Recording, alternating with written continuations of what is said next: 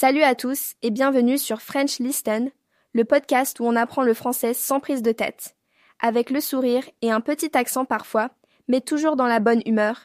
Je m'appelle Sandra et je suis ravie d'être là avec vous aujourd'hui. Et moi, c'est Bernard. Bonjour à toutes et à tous. Ici, on croit vraiment que le français, ça s'apprend mieux quand on s'amuse et qu'on ne se met pas la pression. D'ailleurs, notre mantra du jour, c'est « pas de stress, ayez l'esprit Kaizen ». Oui, le Kaizen, c'est cette idée japonaise d'amélioration, continue, petit à petit, sans se juger. Je me souviens de ma toute première fois à Paris, j'essayais de commander une baguette. J'étais super stressée, j'ai bafouillé, mais la boulangère m'a souri et j'ai compris que l'important, c'est d'oser, pas d'être parfait. Exactement, Sandra. On va vous montrer aujourd'hui comment adopter cette mentalité et surtout, comment parler comme un vrai Français sans se prendre la tête. Prêt ?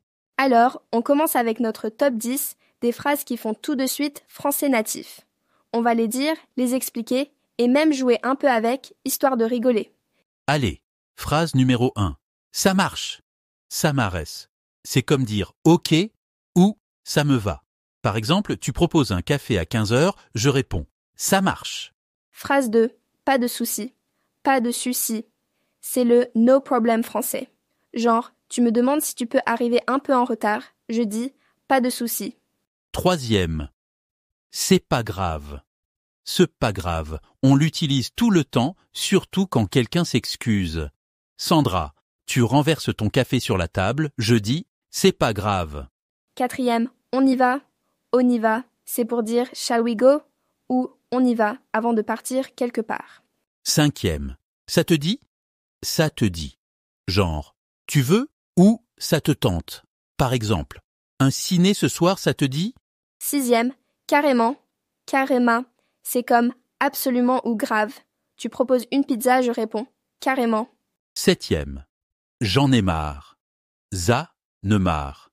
Quand t'es fatigué ou frustré, tu dis j'en ai marre. Huitième. C'est ouf. Ce uf. C'est du verlan pour fou, donc c'est dingue ou c'est incroyable. Neuvième. T'inquiète. Te jette. C'est don't worry. Genre, t'inquiète, ça va aller. Et la dixième. Bof. Bof. C'est le fameux mère français quand t'es pas trop convaincu. Tu veux sortir? Bof. On va les rejouer dans des petites scènes. Tu veux commencer, Sandra ? Allez, je suis la cliente au café. Un café, s'il vous plaît. Pas de soucis. Et hop, c'est parti. Ou dans le métro. On y va ? Carrément. Franchement, ces phrases, on les entend partout. Dites-nous, lesquelles vous semblent les plus dures ou les plus utiles ? C'est bien de connaître les phrases, mais comment les utiliser sans avoir l'air d'un robot ? Ouais, faut les glisser dans la conversation naturellement. Je me rappelle, la première fois que je suis allé à Lyon, j'ai entendu « c'est ouf » et j'ai cru que c'était une insulte. J'ai répondu « merci », gros malaise. Ah, ça m'est arrivé aussi. Le mieux, c'est de pratiquer avec des amis, ou même en commandant à manger. Plus tu tentes, plus ça devient naturel. Exactement. Même parler tout seul, genre « j'en ai marre de ce métro », ça aide. L'important, c'est d'oser, même si on se trompe. Un truc qui change tout, c'est la prononciation et l'intonation. Essayez de vous enregistrer en disant les 10 phrases, puis écoutez des natifs sur YouTube ou une appli. Ou alors, rejoignez un groupe de conversation, en ligne ou en vrai. On apprend super vite en écoutant les autres et en se lançant. Et n'oubliez pas la musicalité du français. C'est presque comme chanter. L'intonation, le rythme, ça fait toute la différence pour paraître naturel. Pour progresser, il faut pratiquer tous les jours, même 5 minutes. Intégrez les phrases dans votre routine, genre en parlant à votre miroir. Enregistrez-vous de temps en temps, vous verrez vos progrès. Et si vous pouvez, faites des échanges virtuels avec des natifs ou participez à des événements en français. Ça booste la confiance. Pour aller plus loin, plongez-vous dans la culture. Cherchez des festivals français près de chez vous ou en ligne. Racontez vos journées en français à un partenaire, même si c'est juste « aujourd'hui, j'ai mangé une pomme ».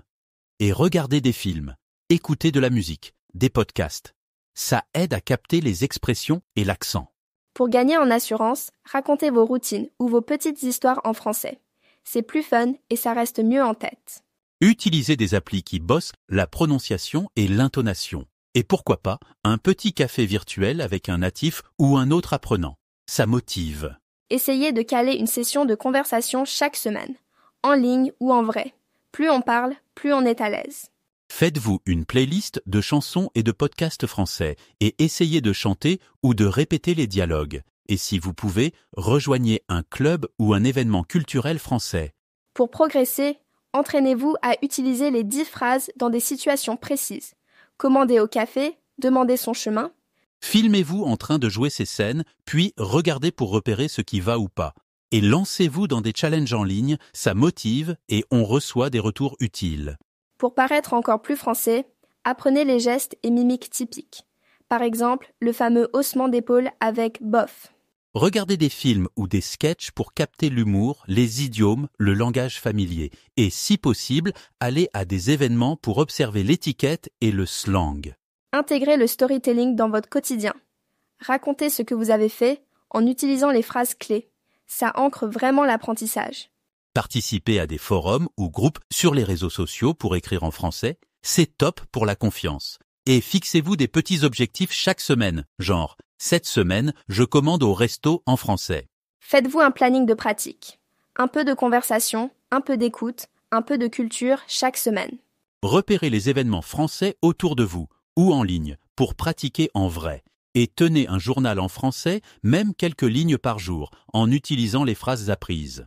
Apprenez les gestes et expressions du visage qui vont avec les phrases. Ça rend vos conversations plus vivantes. Faites-vous une playlist de comédies, films, vidéos sur les réseaux et essayez d'imiter la prononciation et l'humour. Et sortez à des événements pour voir comment ça se passe en vrai. Entraînez-vous à combiner gestes et phrases, devant le miroir ou avec un ami. Ça aide à paraître naturel. Regardez chaque jour un petit extrait de film ou de sketch pour vous imprégner du langage courant et des blagues. Et si vous pouvez, allez à des soirées françaises pour pratiquer tout ça en contexte. Faites des jeux de rôle. Commandez au resto. Demandez votre chemin, avec un partenaire ou même tout seul devant la glace. Enregistrez des mini-dialogues avec les 10 phrases et les gestes, puis réécoutez pour voir ce qui sonne naturel. Participez à des challenges ou événements virtuels pour tester vos compétences en situation réelle. Explorez les médias français authentiques, films, musique, podcasts, pour capter les expressions et le slang. Participez à des événements ou clubs français, même en ligne, pour observer l'étiquette et pratiquer le langage familier. Et racontez vos histoires en français à un partenaire, en intégrant les phrases et les nuances culturelles. Cherchez à mémoriser les gestes et mimiques qui accompagnent les phrases. Ça fait toute la différence. Regardez chaque jour un sketch ou une vidéo pour vous familiariser avec l'humour et la prononciation. Et sortez à des événements pour pratiquer en vrai, c'est là qu'on progresse le plus. Intégrez le storytelling dans votre routine. Racontez vos activités en français en utilisant les phrases apprises. Ça booste la fluidité. Participez à des challenges en ligne sur des thèmes comme le resto ou le shopping pour pratiquer en contexte. Et enregistrez-vous pour repérer les points à améliorer. Continuez à explorer les médias français pour enrichir votre vocabulaire et votre compréhension du slang. Participez à des clubs ou événements pour observer et pratiquer l'étiquette et le langage courant. Et racontez vos expériences en français, ça aide à prendre confiance et à progresser. Organisez une session de jeu de rôle avec un partenaire ou un prof, sur des situations réelles comme le resto ou demander son chemin. Enregistrez des dialogues avec les 10 phrases et les gestes, puis analysez pour voir ce qui marche. Participez à des challenges sur des situations du quotidien pour renforcer votre vocabulaire et votre confiance. Pour finir, continuez à explorer les films, la musique, les podcasts français pour capter la vraie prononciation et le slang. Participez à des événements ou clubs pour pratiquer l'étiquette et le langage en contexte réel. Et racontez chaque jour vos activités en français en intégrant les phrases et les nuances culturelles. C'est comme ça qu'on devient vraiment à l'aise. Merci à tous d'avoir écouté cet épisode de French Listen. On espère que vous allez tester ces phrases et partager vos progrès avec nous. On se retrouve très vite pour un nouvel épisode avec encore plus d'astuces et de bonne humeur. Bernard, un dernier mot. Ne partez pas encore. Regardez maintenant la deuxième partie de l'épisode, elle vous réserve encore plein de conseils utiles et de surprises. Et si ce podcast vous a plu, pensez à vous, s'il vous plaît, abonner et à cliquer sur j'aime pour nous soutenir. À tout de suite dans la suite de l'épisode. Salut à tous et bienvenue dans un nouvel épisode de French Listen. Je suis Sandra et comme toujours, je suis accompagnée de Bernard. Aujourd'hui, on va plonger dans le monde des podcasts français et franchement, c'est un sujet qui me passionne. Bernard, tu te souviens de la première fois que tu as écouté un podcast en français ? Oh oui, Sandra, je m'en souviens très bien. C'était Français authentique. Tu sais, celui de Johan. J'étais dans le métro et j'essayais de comprendre chaque mot. Mais bon, au début, c'était pas gagné. Mais c'est ça qui est génial avec les podcasts. Tu peux les écouter partout, que tu sois en train de cuisiner, de marcher ou même de faire le ménage. Exactement. Et il y a tellement de choix maintenant. Inner French aussi, c'est super pour ceux qui veulent des sujets un peu plus profonds, mais toujours accessibles. Ce que j'adore, c'est que tu peux adapter ton écoute à ton niveau et à tes intérêts. Par exemple, moi j'ai vraiment progressé en prononciation en imitant l'intonation des animateurs. Je me souviens d'un épisode où j'ai répété la même phrase 10 fois, juste pour choper le rythme. C'était un peu ridicule, mais ça marche. Mais non, c'est pas ridicule du tout.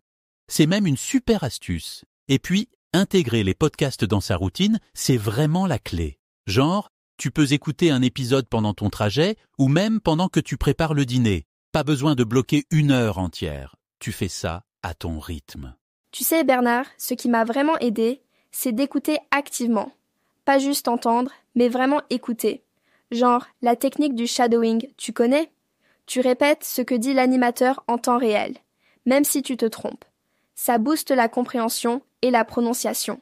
Oui, j'ai essayé ça aussi. Et parfois, je me concentre sur un seul aspect, comme les liaisons ou les expressions idiomatiques. Parfois, je réécoute juste un passage difficile, encore et encore. D'ailleurs, tu te rappelles de ce moment où j'ai enfin compris un accent parisien super rapide. J'avais écouté le même épisode au moins 5 fois. Et là, paf, tout s'est éclairé. Ah oui, c'est le déclic. Et pour rester motivé, même quand on comprend pas tout, faut se rappeler que c'est normal. D'ailleurs, chers auditeurs, c'est quoi votre épisode préféré de podcast français ? Et comment vous faites pour rester motivé quand ça devient difficile ?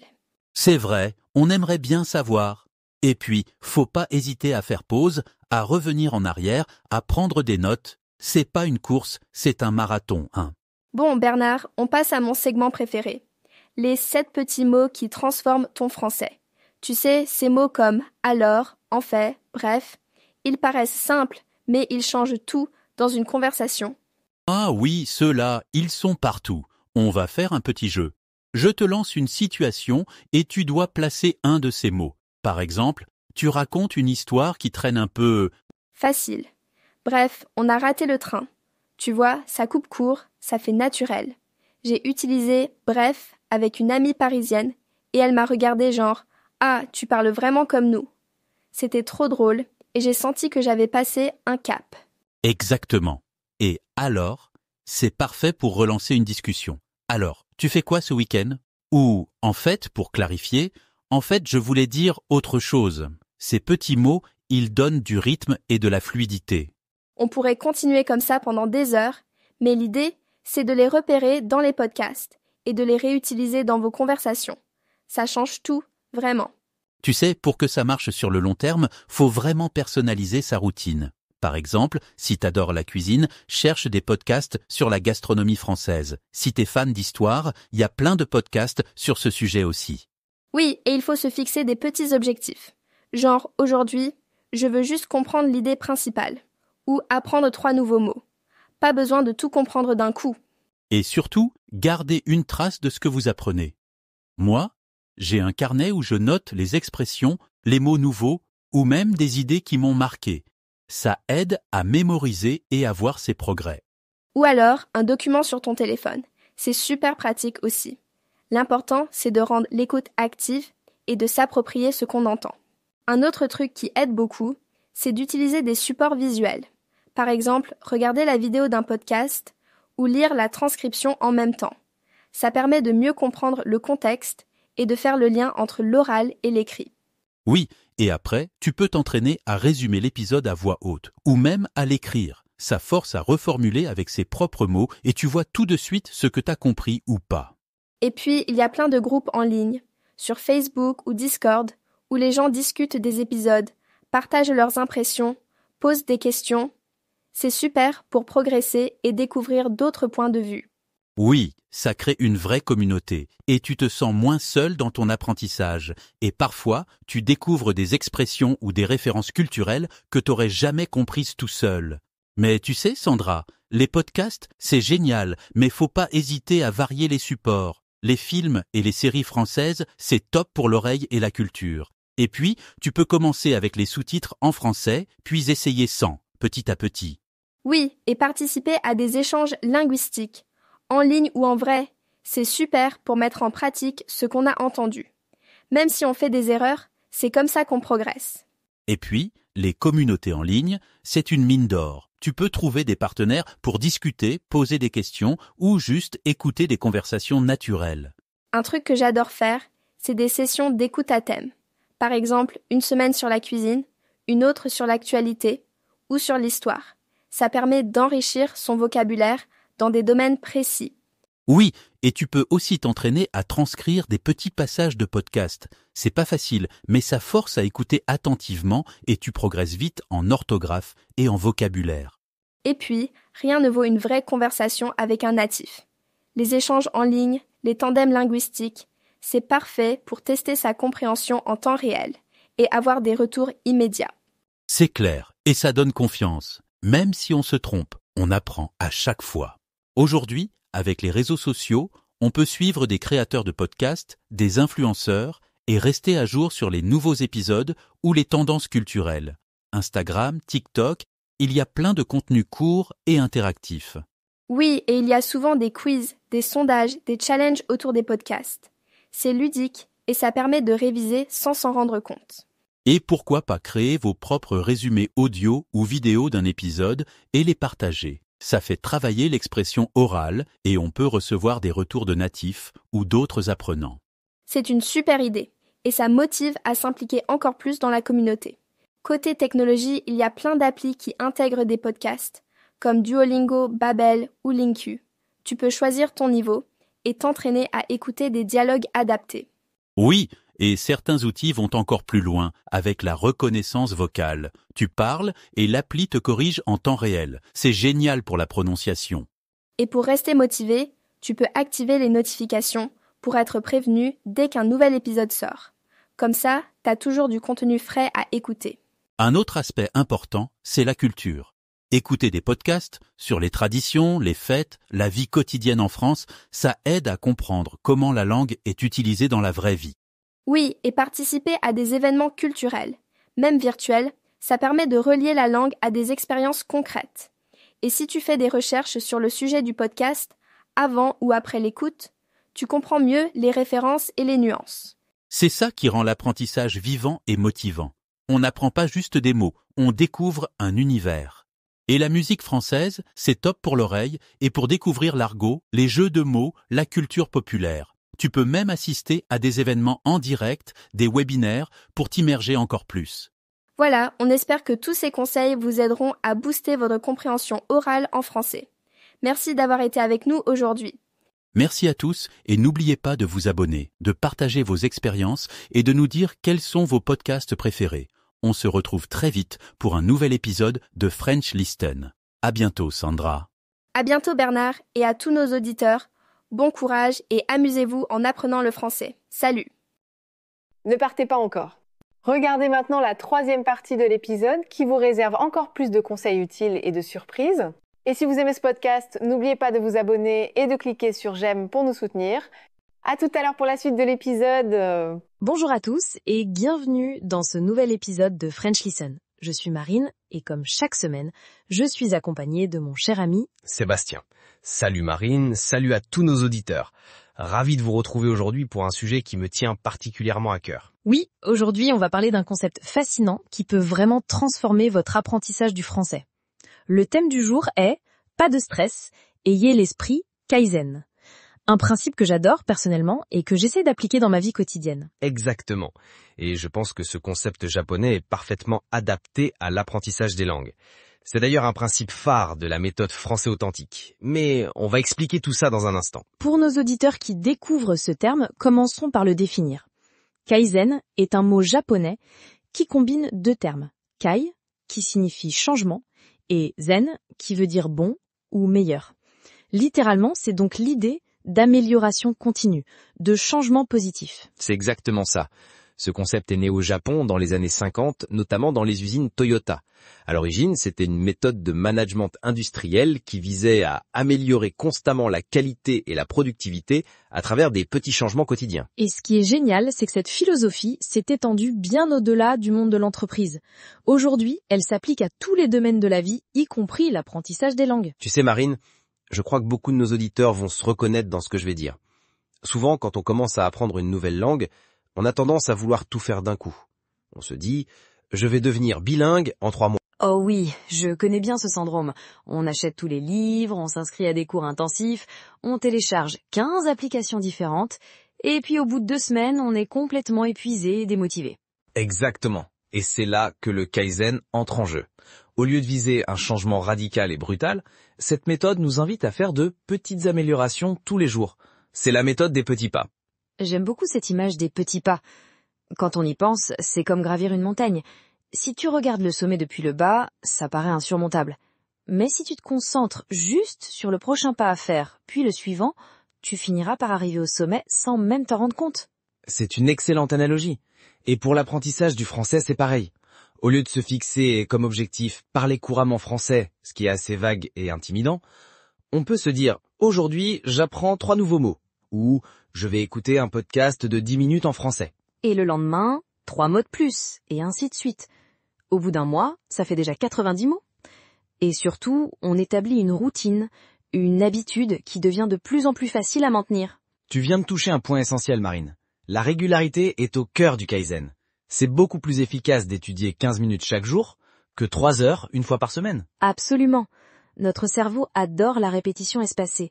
C'est comme ça qu'il consolide les informations dans notre mémoire à long terme. Et puis, psychologiquement, c'est tellement plus facile de se dire « je vais juste faire 15 minutes » que « je dois étudier pendant 3 heures ». Un autre aspect fondamental du Kaizen dans l'apprentissage des langues, c'est la notion de non-stress. L'anxiété est l'un des plus grands obstacles à l'apprentissage d'une langue. Oh que oui, je vois tellement d'apprenants qui se bloquent complètement quand ils parlent français parce qu'ils ont peur de faire des erreurs. Ils veulent être parfaits dès le début. Mais c'est impossible. L'erreur fait partie du processus d'apprentissage. Le Kaizen nous encourage à accepter notre niveau actuel et à chercher juste à l'améliorer un petit peu chaque jour, sans se mettre de pression. J'aime beaucoup cette idée de changer notre perspective. Au lieu de se focaliser sur ce qu'on ne sait pas encore faire, on se réjouit de ce qu'on sait déjà faire et des petits progrès qu'on fait chaque jour. Exactement. Tu sais, j'ai connu beaucoup d'apprenants qui, après avoir écouté un podcast en français, se disaient « je n'ai compris que 70%, je suis nul ». Alors que c'est une victoire. Comprendre 70% d'un contenu natif, c'est déjà énorme. Et avec l'esprit Kaizen, on se dirait plutôt « super, j'ai compris 70%. C'est mieux que le mois dernier où je ne comprenais que 60%. » C'est cette comparaison avec soi-même, avec son propre parcours qui est importante. Pas avec un idéal de perfection inatteignable, ni avec d'autres apprenants qui ont peut-être des facilités ou plus de temps à consacrer à l'apprentissage. Tu sais, ça me fait penser à une citation que j'aime beaucoup. Ne compare pas ton chapitre 1 avec le chapitre 20 de quelqu'un d'autre. Chacun avance à son rythme, avec ses propres défis. J'adore cette citation. Elle illustre parfaitement l'esprit Kaizen. Et d'ailleurs, parlons un peu de la façon dont on peut concrètement appliquer le Kaizen à l'apprentissage du français. Je pense qu'il y a quelques étapes clés. Oui, commençons par la première étape, qui est de se fixer des objectifs clairs et réalistes. Pas « je veux parler français comme un natif », mais plutôt « je veux pouvoir commander au restaurant français » ou « je veux comprendre les informations à la radio ». Exactement. La deuxième étape serait de décomposer ces objectifs en petites actions quotidiennes. Par exemple, pour commander au restaurant, on peut apprendre chaque jour 3 mots de vocabulaire liés à la nourriture. Ou écouter des dialogues de restaurant, ou s'entraîner à prononcer les phrases typiques qu'on utilise quand on commande. L'idée est que ce soit suffisamment petit pour être faisable en quelques minutes. Ensuite, la troisième étape est cruciale. Créer une routine. Choisir un moment précis de la journée pour faire ces petites actions. Peut-être le matin avec le café, ou dans les transports, ou avant de se coucher. Oui, l'idée est de transformer ces petites actions en habitudes, pour qu'elles deviennent aussi naturelles que de se brosser les dents. Au début, ça demande un effort conscient, mais petit à petit, ça devient automatique. Et puis, il y a une 4e étape souvent négligée. Prendre le temps de se remettre en question, de réfléchir à ce qui fonctionne et ce qui ne fonctionne pas. Si une routine ne tient pas, au lieu de se culpabiliser, on cherche pourquoi et on ajuste. Tout à fait. Par exemple, si tu te rends compte que tu n'arrives jamais à étudier le soir parce que tu es trop fatigué, ce n'est pas grave, tu peux essayer le matin à la place. L'important est de trouver ce qui fonctionne pour toi. Et la dernière étape, mais pas des moindres, se récompenser. Célébrer les petites victoires, être fier de ses progrès, aussi minimes soient-ils. Absolument. C'est tellement important pour maintenir la motivation. Chaque mot appris, chaque minute passée à écouter du français est une victoire qui mérite d'être célébrée. Tu sais Marine, je pense que cette méthode Kaizen est particulièrement efficace pour l'apprentissage des langues, parce qu'une langue, ce n'est pas quelque chose qu'on peut maîtriser d'un coup. Exactement. Une langue, c'est vivant, c'est complexe, ça évolue constamment. Même les natifs continuent d'apprendre de nouveaux mots, de nouvelles expressions toute leur vie. C'est pour ça que l'idée d'amélioration continue est si pertinente. Il n'y a pas de ligne d'arrivée définitive, juste un chemin sur lequel on avance pas à pas. Et ce chemin peut être vraiment agréable si on le voit comme une aventure, une découverte progressive de la langue et de la culture française, plutôt que comme une course effrénée vers la perfection. Absolument. Et tu sais, j'ai remarqué que les apprenants qui adoptent cette approche non seulement progressent mieux sur le long terme, mais prennent aussi beaucoup plus de plaisir dans leur apprentissage. C'est vrai, l'apprentissage devient moins une corvée et plus un moment agréable de la journée. Et ce plaisir est crucial pour la motivation à long terme. Alors, pour nos auditeurs qui voudraient commencer à appliquer le Kaizen dès aujourd'hui à leur apprentissage du français, quels conseils pratiques pourrions-nous leur donner, Marine? Je dirais d'abord, commencez vraiment petit. Si petit que ça vous semble presque ridicule. 1 minute d'écoute par jour, 1 mot de vocabulaire. L'idée est que ce soit impossible d'échouer. Oui, une fois que cette habitude minuscule est installée, on peut progressivement augmenter la durée ou la difficulté. Mais l'important est d'abord de créer l'habitude. Ensuite, je conseillerais de rendre l'apprentissage aussi agréable que possible. Choisissez des contenus qui vous intéressent vraiment. Si vous aimez la cuisine, écoutez des podcasts sur la cuisine. Si vous êtes fan de foot, regardez des matchs commentés en français. Excellente idée. Le plaisir est un moteur d'apprentissage puissant. Et n'hésitez pas à varier les activités. Un jour de la lecture, un jour de l'écoute, un jour de la production orale. Et puis, utilisez des outils pour suivre vos progrès. Ça peut être aussi simple qu'un calendrier où vous cochez chaque jour où vous avez fait votre petite action en français, ou une application qui enregistre vos séances d'apprentissage. C'est important car parfois, on a l'impression de ne pas progresser. Mais quand on regarde en arrière et qu'on voit tout le chemin parcouru, ça booste vraiment la motivation. Et enfin, n'oubliez pas de stress. Si vous manquez un jour, ce n'est pas grave. L'important est de reprendre dès le lendemain, sans culpabilité. Tout à fait. La perfection n'est pas l'objectif, la constance l'est. Et la constance parfaite n'existe pas. Il y aura toujours des hauts et des bas, c'est normal. En résumé, l'esprit Kaizen dans l'apprentissage du français, c'est de petites actions quotidiennes, une routine agréable, pas de pression, de la patience et la célébration des progrès, aussi petits soient-ils.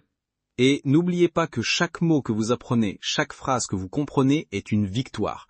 Concentrez-vous sur ce que vous savez déjà, pas sur ce qu'il vous reste à apprendre. Exactement. Et si vous adoptez cette mentalité, je vous promets que non seulement votre français s'améliorera, mais vous prendrez aussi beaucoup plus de plaisir dans votre apprentissage. Bon, je crois qu'il est temps de conclure cet épisode. Merci à tous nos auditeurs d'avoir écouté French Listen aujourd'hui. Oui, merci à tous. Et n'oubliez pas de stress, ayez l'esprit Kaizen. Petit à petit, l'oiseau fait son nid, comme on dit en français. Une expression parfaite pour illustrer notre sujet du jour. À bientôt pour un nouvel épisode de French Listen. À bientôt à tous et bon apprentissage du français.